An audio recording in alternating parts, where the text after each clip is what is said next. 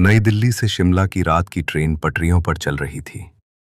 Train के अंदर हल्की पीली बत्तियां झपक रही थीं और हवा में कुछ अजीब सा भारीपन था। अर्जुन और प्रियंका अपनी अरेंज्ड मैरिज के पहले सफर पर थे। दोनों पास बैठे थे, लेकिन फिर भी बहुत दूर थे। प्रियंका को लग रहा था कि अर्जुन उदास है। उसकी आंखों में एक गहरी उदासी थी, क्योंकि नैना की यादें उसे परेशान कर रही थीं। नैना जो एक ट्रेन हादसे में मारी गई थी। उस ट्रेन के डिब्बे में आग लग गई थी, जिसमें नैना भी थी। प्रियंका ने धीरे से अर्जुन के हाथ पर अपनी उंगली घुमाई। अर्जुन, तुम उदास लग रहे हो, क्या हुआ? अर्जुन ने अपनी आंखें बंद कीं और गहरी सांस ली। बस थक गया हूं, उसने कहा। उसकी आवाज में निराशा नहीं थी, बस एक खालीपन था। प्रियंका जानती थी कि यह थकान शरीर की नहीं, आत्मा की थी। नैना की यादें उसे सुकून नहीं लेने दे रही थीं। रात और गहरी हो गई। ट्रेन की बत्तियां अब और भी झपक रही थीं, जैसे कोई अदृश्य हाथ उन्हें चला रहा हो। एक पल के लिए पूरा डिब्बा अंधेरे में डूब गया, फिर रोशनी लौट आई, लेकिन अब वो और भी पीली और फीकी लग रही थी।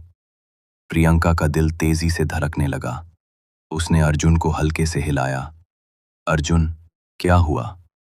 अर्जुन की आंखें बंद थीं, लेकिन उसकी आवाज में एक अजीब सी गूंज थी, जैसे वो किसी और के होठों से बोल रहा हो।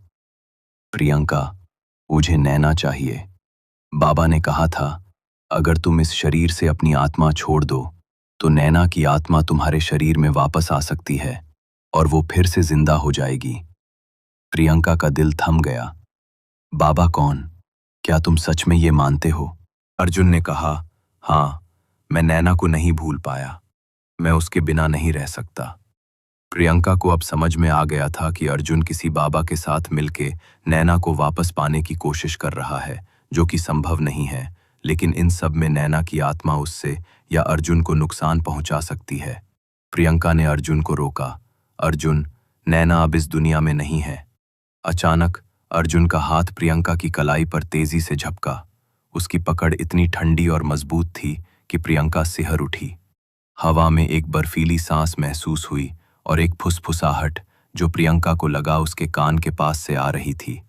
वो मेरा है, सिर्फ मेरा। तुम उसे मुझसे छीन नहीं सकती।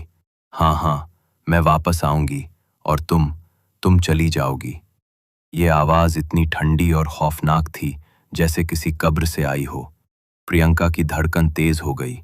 उसे लग रहा था कि अर्जुन में कुछ और ही ताकत है और नैना की आत्मा उसे पूरी तरह से कब्जे में ले चुकी है। प्रियंका ने तुरंत अपनी दोस्त पूजा को कॉल किया, जो पैरानॉर्मल एक्सपर्ट थी। पूजा, मुझे लगता है अर्जुन पर नैना की आत्मा का असर है। मुझे लगता है कि ये वही ट्रेन है जिसमें नैना की मौत हुई थी। मुझे अर्जुन को बचाना है। पूजा की आवाज में डर था। प्रियंका, तुम बिल्कुल सही हो। उस ट्रेन में कुछ रहस्यमय घटनाएं हो सकती हैं। तुम्हें अर्जुन को नैना की आत्मा से बाहर निकालना होगा, वरना वो तुम्हें भी नुकसान पहुंचा सकती है। फोन कट गया। अचानक अर्जुन का शरीर कांपने लगा। इसलिए अर्जुन ने प्रियंका का हाथ अपने हाथों में लिया। उसकी उंगलियां हल्की सी कांप रही थीं। प्रियंका ने उसकी हथेली पर अपनी उंगलियां फेरते हुए उसे उसी ओर खींचा। अर्जुन का सिर उसके कंधे पर झुक गया। उसकी सांसें धीमी और भारी थीं। शादी के बाद पहली बार अर्जुन प्रियंका के इतने करीब बैठा था। लेकिन अचानक डिब्बे का तापमान तेजी से गिर गया। एक बर्फीली हवा जिससे प्रियंका की रीढ़ की हड्डी में सिहरन दौड़ गई। अर्जुन के शरीर में एक झटका लगा, जैसे किसी ने उसे दूर धकेल दिया हो। प्रियंका ने महसूस किया कि उसका हाथ अर्जुन के हाथों से छूट गया। एक अदृश्य शक्ति ने उसे जोर से पीछे धकेला। प्रियंका का सिर बोगी की दीवार से टकराया। क्या प्रियंका बचा पाएगी खुद को और अर्जुन को, या नैना के प्यार में होगी इतनी ताकत कि वो अर्जुन को ले जाएगी? अगला एपिसोड जरूर देखें।